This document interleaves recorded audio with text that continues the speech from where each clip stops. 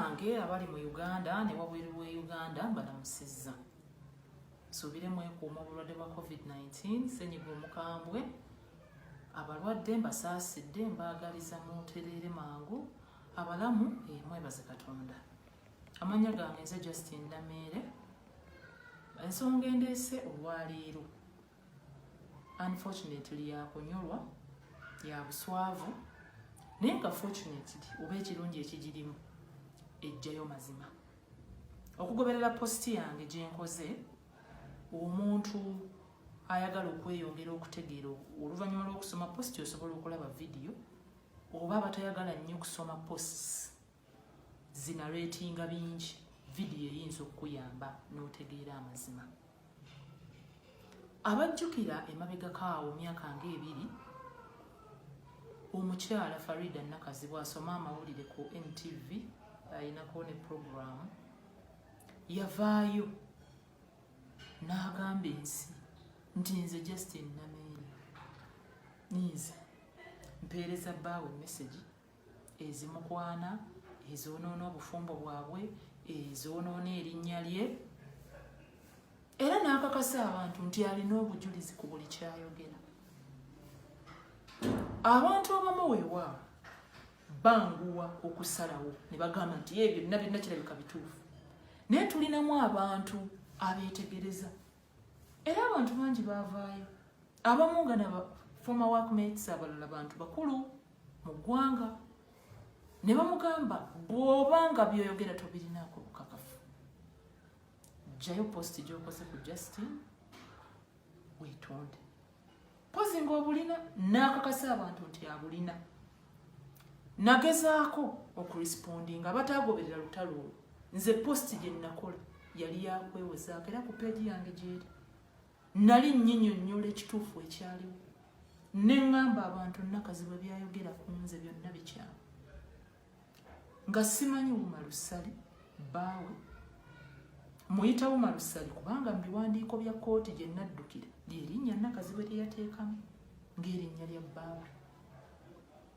Simumanyi, simulabangako, soogerangako naye, ne ŋŋamba omukazi abadde ki. Ye nga yeeyongera kukakasa bantu nti kyayogera kituufu.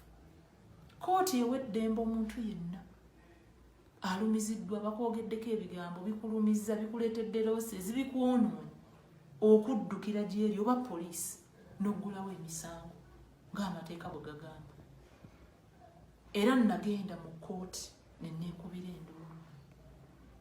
Nakazi bwe n'atukakasa nti obujulizi bwonna bulina, era ne mu posti ye yagamba nga ne bwonna ntwala mu kkooti nja kukusinga.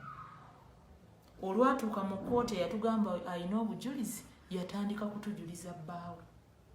N'agamba anti bba wange, anti bba wange yagenda okuleeta obujulizi yabulina. Ne bamubuuza naye bbi ebya bbaawo ebyokuleeta obujulizi byaddi. Wabwe twaddangayo ng'ajja na bifaananyi bye. Ne bamugamba ebifaananyi tebiwoza. Ebintu bye wayogera ku muntu ono bingi. Kwajjukira ng'oggyeko ekyo. Nakazi bwe mu kwogera kwe yagamba nti omukyala Olive Kigongo, mukyala wa Haji Kigongo, nti nze ampa ssente empitirivu nwanise Nakazi bwe mwonoonera obulamu bwe ne famire, n'atuuka n'okuga nti nze namuteekako abamugoberera abaagala okumutta, okumuyiira asidi. Kooti ne poliisi ne bimutegeeza nti zino allegation ku muntu nnene. Obujulizi bw'oyogerako tuteekwa okubufuna. Ekizibu kisobola okutuukako wano ensi ne yeetikka Nameere, oba abantu bo ne banenyayi nga muntu mulala yali emabega wa bino. Obujulizi bwe wayogerako tubwetaaga. Bbaawo bw'ogamba nti yabulina tumwetaaga. Ne bamusamoninganga ne mu buwandiike. Omusajja teyalinnyako ku poliisi oba kkooti. Tuba tuli awo nga Nakazi bw'ate atubuulira. Omwaka oguwedde omwezi ogwa Novemba 2019 atubuulira nti bannange mwategedde omusajja ate bino ebintu ye yali abyekolera. Yaggulangawo fake page ne yeerimbika amannya g'abantu ne yeeweereza message kugamba nga yeekwana. Ne tumugamba nga yeeweereza nga message nga yeekwana ne yeeweereza ne zi message nga ate akuwonoona gwe mukazi we nti ye. era ebintu byonna byeyayogeranga bino byonna byeyateekangawo mbu nina abangoberera abakola kyabagala okunzita byonna yabinteekamu kumbulakmairinga netungaako okugamba omusajja bbaawe yali akubulakmairinga nti okunzija mu ssente konse kaakati bino byonna obimanya ddi n'agamba bino mbimanya bwe natunuddeko mu ssimu ye kuba essimu ye mbadde sisobola kujja akisesinga ate ng'eyange ye password agimanya agiyingiramu butereevu ne mugaa wavudde ku kinaatugamba nti oluvannyuma nga omusajja yamazinze n'okunneerimbikako mbatutte ne mu kkooti nti alina waakmeeti waabwe kwene TV eyalina embaga ye ng'embaga ya mu wiiki nga 3 omusajja n'agenda n'aregisteringa bi fake numbers n'atandika okwerimbika mu muwala oyo nti naye amukwana abantu ku luno ne bagetinga concerned ne bagamba ennaafu is enough gwe buli omu abeera ku bbaawo gwakwana atuulaawo mu nnyumba n'atandika ku trackinga bamukwana yeze fake page ezimuweereza message zagamba zimulinda n'amala kuba screenshot ne zeedelitinga fake page ziri zaali zaatusobera dda nga tugamba omuntu agamba nti fake page zimuweereza message screenshot zonna azirina zo zimulinda n'atuula n'akuba ebifaananyi n'asooka atereka by'anaalaga nakazi bwe ne zimala ne zeedelitinga kye nategeerako nga bwe bannyonnyodde mu posti nti omukyalo oyo gwe yali ataddeko ekyo naye yagenda n'omwami we era ne baloopa nakazi we ne Wuma Lusali nga bulijjo Wuma Lusali yetalabika ku poliisi n'amakooti era nakazi bwe yajjanga yekka bw'asika emiguwa bw'abannyonnyola kino naye ng'era yasooka kikkiriza nti kituufu omuwala akikola essaawa eyo oluvannyuma lw'ekintu ekyo buli omu n'amugamba gundi weetereeze abantu b'obeera owalampa omusajja n'akugamba ebintu ku bantu manya nti omusajja oyo akulimba alina direction ey'okukutomeza gy'akutwala gy'olina okulaba gwenyini n'ozuukuka ne weezuukusa wekka n'ogiraba atandika ye atugamba nti okuva ku tayimu eyo atandika okwekengera luba olwo era ng'ennaku z'omubbi bwe zibaana akebera essimu y'omusajja yali yeerabidde ndowoozo girookinga oba password yali tennagirookinga agikebera asanga kazambi kasasiro yenna omusajja gw'abadde akola yeerimbika mu bantu bifeeki peegi bye biki byonna biraba mu ssimu wa poliisi yalemerangako nnyo leeta omusajja oyo n'essimu ze omusajja nga tajja era twambala ne tukizuula lwaki yali tajja asumulula essimu alaba buli kimu ne mugamba kaakati mukyala nnyabo obadde oyagala nkuyambe muki naŋŋamba njagala onsonyiwe kubanga nange ndi victim n'agamba nti naye yennyini nakazibu omusajja yatuukanga ng'amu blackmailinga nga ye nti yagendanga mu ssimu ya nakazibwe ng'ajja accessinga amanyi password ye n'akuba screenshot conversation za nakazibwe n'abantu ab'enjawulo n'abiweereza ng'ate akozesa ennamba nakazibwe z'atamanyi nga yeefudde omuntu omulala ng'amugamba twahakinze essimu yo we hacked your phone era bw'otatuwa ssente bweziti bino ebintu tugenda bibuulira public konze ne mubuuza kubanze engoberera bw'otuula wali n'oyogera n'engoberera ne mubuuza bwe wamugambanga nga bbaawo nti bambulakmairinga waliwo abampeereza message baagala mbawe ssente yakuddangamu ki n'agamba yaŋŋambanga bawe ssente bakuleke kuba ye yali abikola ne mugaggwawo wonna era ng'obwongo bwo tebunnakuwa sigino nti omusajja ono n'agamba nasuspectinga nga naye nga bw'omanyi ayogera bino ayogera biri alina kye yali yakola unfortunately n'embeera nga ekyo kyekyaliwo nga mbikkiriza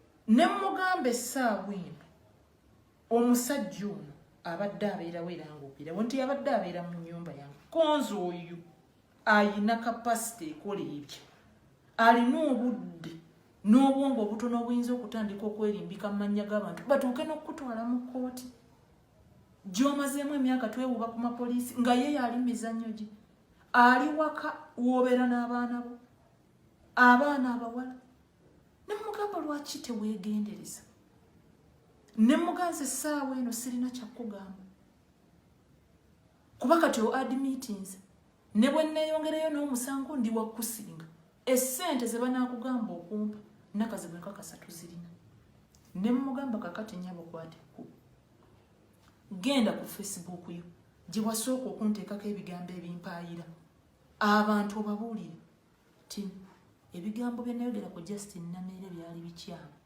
nazuula eyabikola oli waddembe okubabuulira katemba wa bbaawo nti yabadde abikola oba oli waddembe okubabuulira obubuulizi nti Justin si yabadde abikola ne mugamba beyond that tetulina kyakwogerako naŋŋamba Justin nange omusajja namukyaye era n'erinnya essali nalyeggyeko kati neyita Farida Nakazi we ne mmawulire na buli kimu nabyeggyeko kuba siyinza kubeera na muntu bwatyo nange emisango nagimuguddeko ne mmuga kati obadde oyagala nziramu ogwokubiri nkuyambe mu ki yatuukako n'okuŋŋamba titwaligenze ku puroguramu ye mwasuze mutya ffe twanika omusajja oyo ne mmugamba ebyo ojja bikola ne bajjawo noonya bajjawo gye bali mugende mwanika ebbaawa nze ndi third party gwe mwayingiza mu katemba wammwe wadde omusajja yakufera teyakubbako bwongo n'akubaaga n'abujja mu mutwe gwe wayina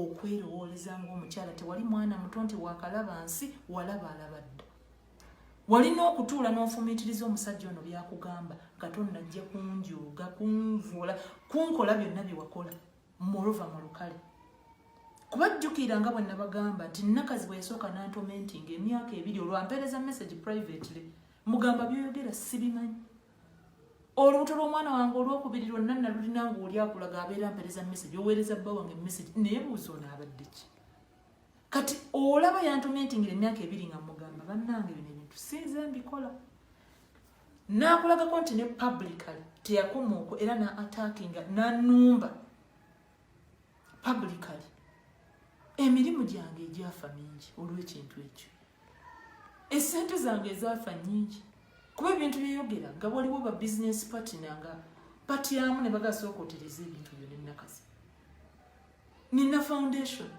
kitongole ky'obwannakyewa Nameere Foundation petroni waffe yatufuniranga obuyambi obusinga ng'obumu yabutuwa obulala alina gy'awandiika ne batuyamba byonna byafa kuba ne petroni yapuulinga out ovanga ku muntu okugamba nti omutaddeko n'abamutambulirako omusajja oli oba yatuulanga awo oba omutwe gwe tegukola n'agatta bintu ate nga ne gwe babibagamba Nakazi bwoba naye aliko ki nze sirabanga ku mukyala gwe bayita Olive Kigoya era soogerangako naye mmanyi mwana w'omu ku bamaneja ku UBC gye mbadde ne share drink from my cup sirina kirala kiwanvu kye mbamanyiiko nga family soogerangako naye Nakazi bwe yali convinced nti nze Olive ampa ssente empitirivu nti nze nnombe Nakazi without proof kakati essaawa eyo amaze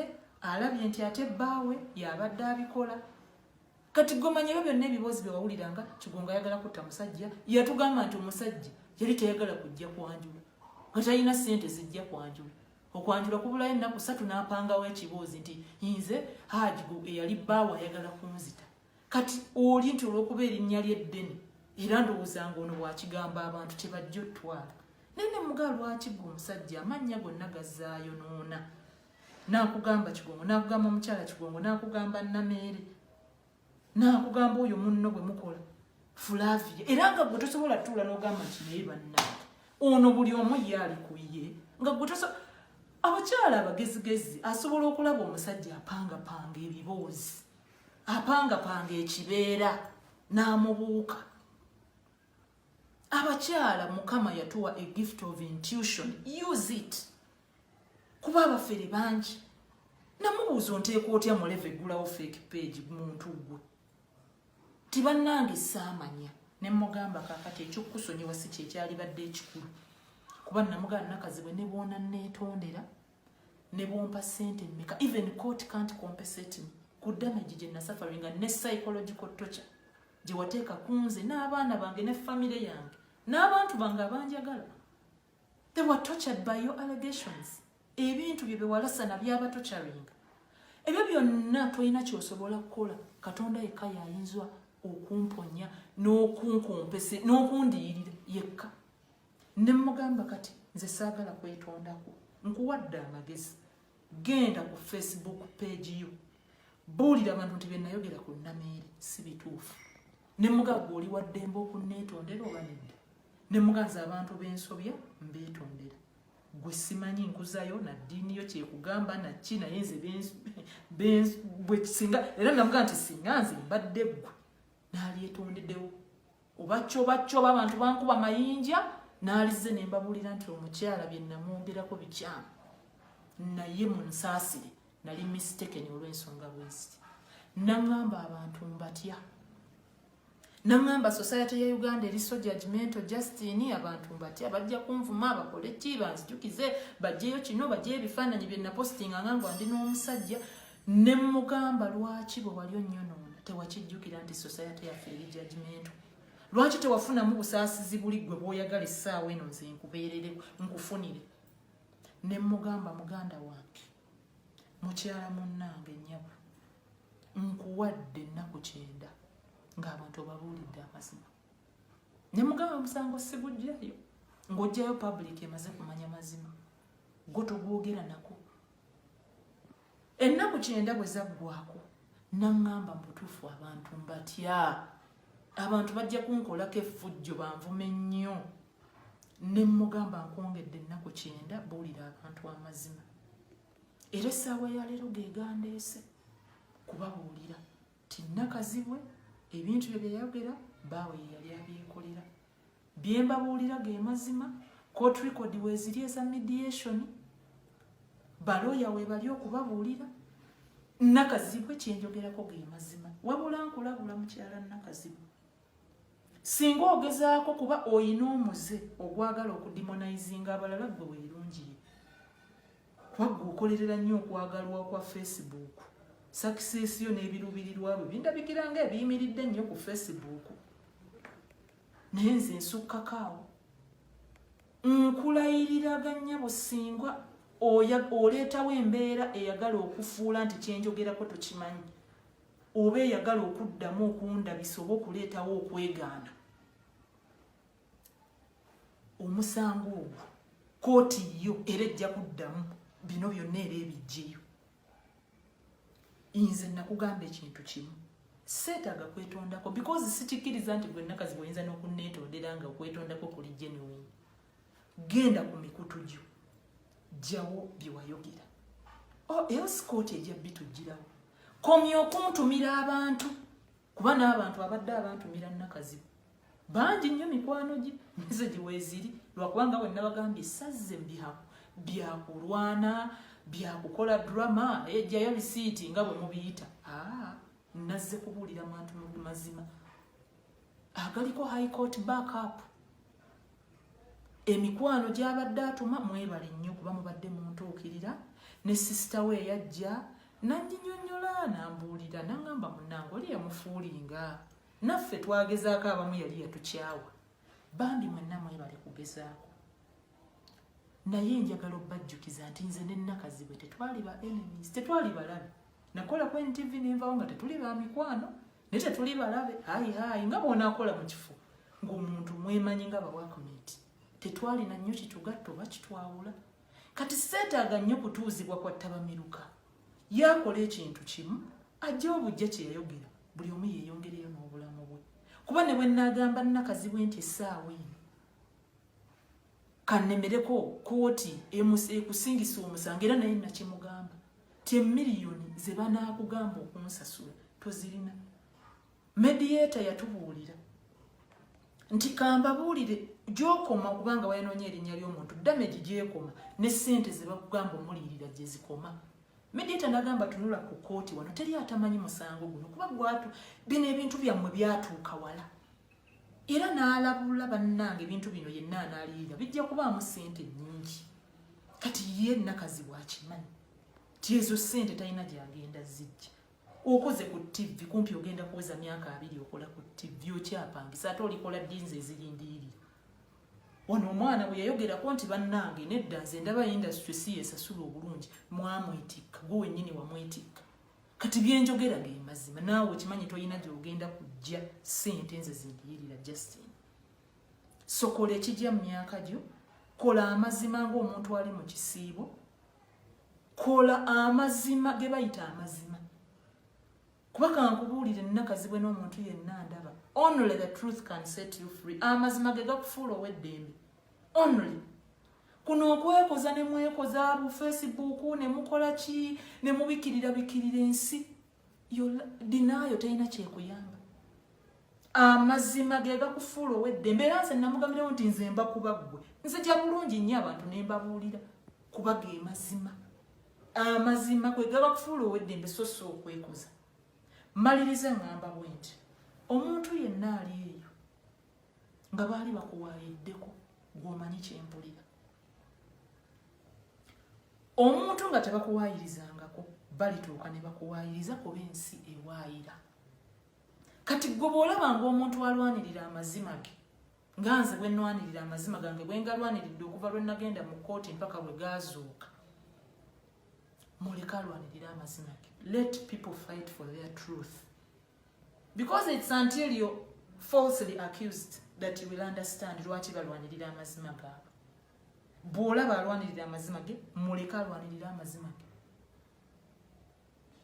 Abakyala abali eyo mwegendereze okupapa kubasudde awabi wangi nga nange mwende kuba ffenna tuyiga bwizi.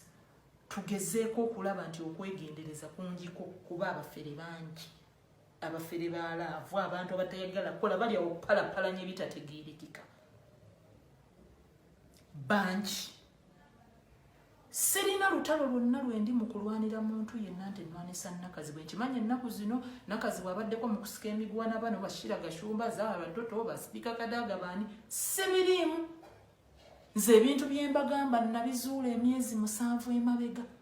Singa byali byakubuukira nti nzije improving point saali muwadde ennaku 9 ku 9. Naalize nzibuka misinde nti bannange bannaye naali badde ng'akwatidde omubbi mu kituli. Naye nagenda mpola ne nkozesa emotional intelligence.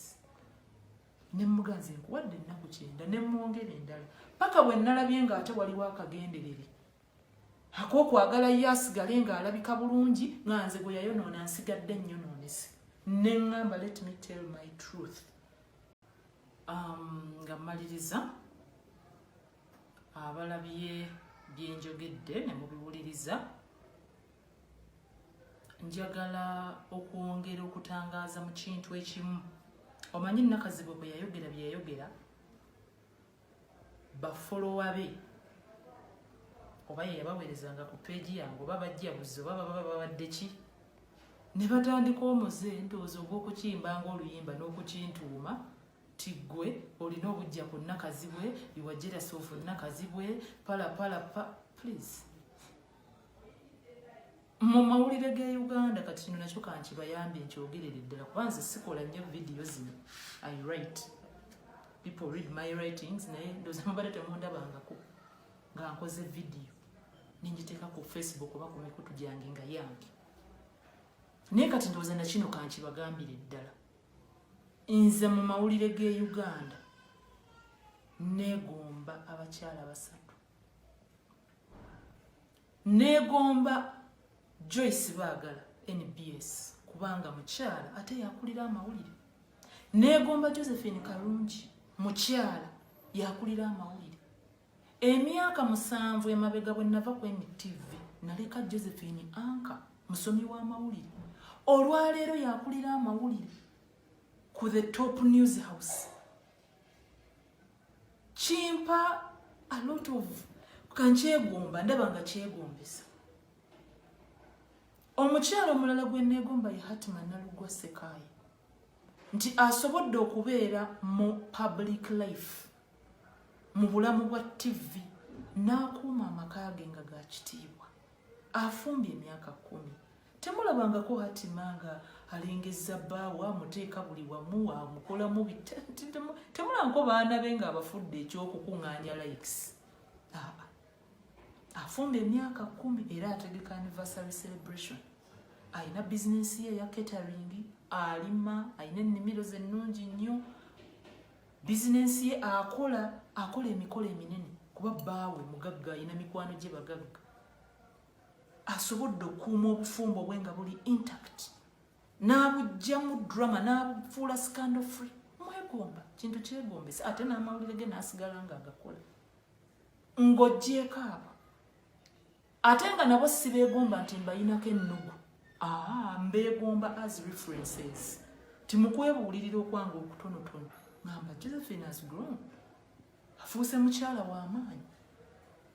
Look at Hatima. In my own references, reflecting ku bulamu bwange. They are references. Naye ate era nabo sinzaga nti mbalinako ennugu. Mu basajja neegomba Morris Mugisha. Kubanga nagenda okuva ku NTV nga Morris anga. Olwaleero Mugisha ku NTV yennyini yaleka rising in ranks. Olwaleero deputy managing director wa National Broadcaster ye Uganda Broadcasting Corporation. Yonna si TV yokka, yonna ne radio zonna zeetwala na buli kimu. To me that is growth. Tinze gwe naleka afuna we million 2 oba 3. Essaawa eno ali mu million 20 akuumibwa, ayina emmotoka, ayina ennyumba eya gavumenti, ayina biki okusinziira ku status gy'aliko. To me that is growth. Nze bwemba wakwegomba muntu seegomba nze kyokola na byokola, neegomba kiki okifunyeemu kikututte empaka wa. So bambi abagamba nti Namere alino ayiwalana nakazi. Please organize your brains. Sirina kyemumpalanya. She's a TV presenter in the struggle, a single mother like so many of us. Sirina tekiriiwo. Simuwalana. Kubanga yagenda okukola bye yakola nga simuyinaako lutalo. Simuwalana. Era nakati namunyiigira, but I can't say I hate hunt bwe mulaba wali ngamba bamutta aveewo no.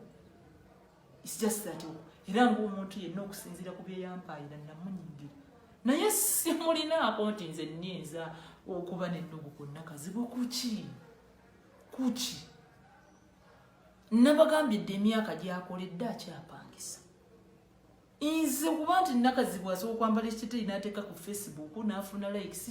Ebyo nga birumanze Justin Namere eloya ebyo. Nze omukazi ali mu kupanga ebyanga alina dream etandikawo TV yange in less than a year. Ng'ongamba nti nze nnyinza okuwulira ennugu ku muntu kubanga bamuwaanye ku Facebook. Me Justin?